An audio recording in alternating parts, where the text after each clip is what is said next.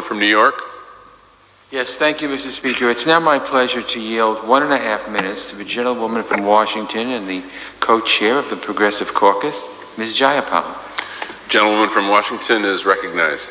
Thank you so much, Mr. Chairman. Mr. Speaker, I rise today in support of H.R. 432, a very important resolution that condemns the attacks on peaceful protesters and supports an immediate peaceful transition to a civilian-led democratic government in Sudan.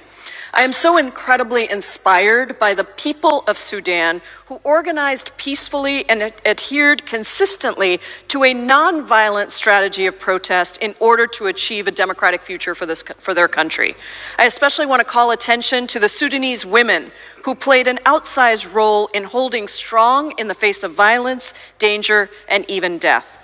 In the words of Andrew Gilmore, the Assistant Undersecretary for Human Rights at UNHCR, what the world has seen in the past month, and still now, will go down in history as the greatest mass nonviolent movement of our generation.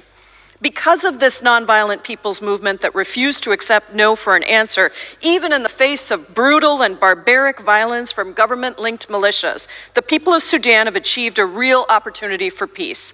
Just last week, civilian leaders and the military council reached an agreement where they will share power to pursue a democratic future.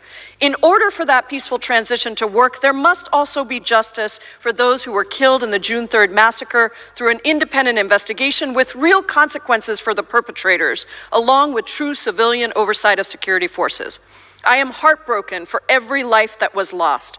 But I am also deeply hopeful because we have seen the shining light of courage, resilience, and commitment to nonviolent resistance movements and to the possibilities they bring for lasting peace.